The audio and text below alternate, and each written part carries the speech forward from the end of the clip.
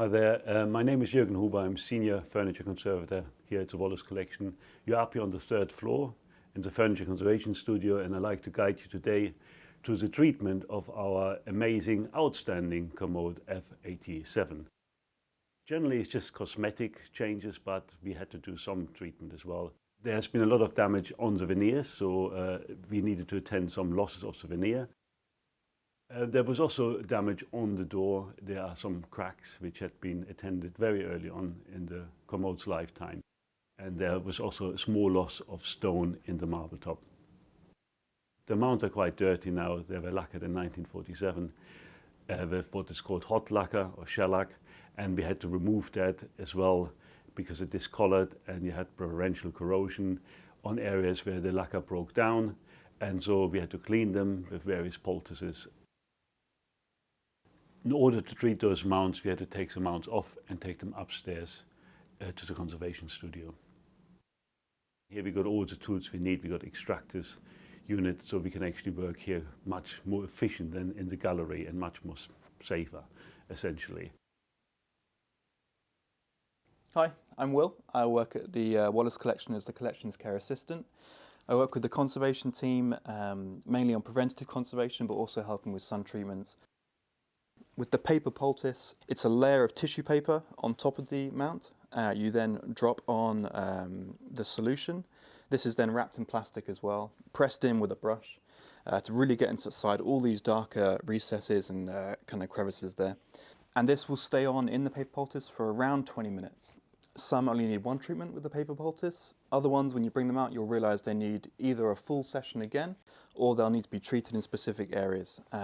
So it really is quite individual depending on the state of the mount. We had to leave the commode downstairs in the gallery, and as it's open, the screws also have to come up as well. All these screws are actually quite individual. They're not all the same shape. So it's very important we keep track of where they go. So we've had to devise a solution here. We've got little illustrations of where the mounts were, where the screws go into those mounts. And now this is cleaned, you can really see the old screws quite dark and it really stands out. But once the brass screws are treated themselves, for example, here's from a different one, they really blend in quite nicely, especially with the burnished areas of the mounts. Back down in the galleries, you see now the commode quite different with all these mounts removed. The feet were treated downstairs in the gallery because we couldn't take the feet off.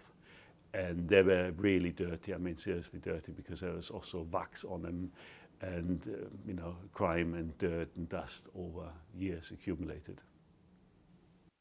And the first step was basically an aqueous solution to take off most of the soot and crime which accumulated over all these years, to remove that. That was followed by solvents to take off that hot lacquer or shellac. You can see how much dirt we actually pull up just with one go, and that had to be repeated several times. We're using also kebab sticks, we're using thorns, and we're using various other materials to actually take that soot and crime off which accumulated over all these years. And yeah, they look now quite stunning.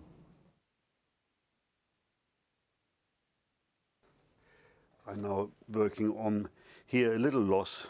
A small piece of veneer came off over the years. It's actually covered by the mount. You're not seeing that normally, but it's very important that we repair this and make sure we stabilize the area, because the veneer, otherwise more veneer will get lost in time. We get it all in one color, in one go. It looks too solid, and wood works very nicely by having the light going through the film forming material, through the varnish, into the wood grain.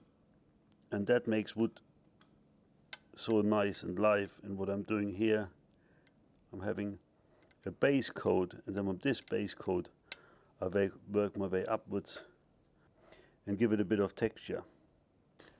I've painted in the loss, and I'm quite happy with that, but I have to see what it looks like when the door is in upright position, like it's normally displayed in the gallery. So I'm just going to put it up here in the upright position and have a look. Yeah, I'm quite happy with that. I hope you enjoyed learning about the process on the treatment of this commode. As you can see, it's not quite finished yet, and so please do come along and have a look and judge for yourself.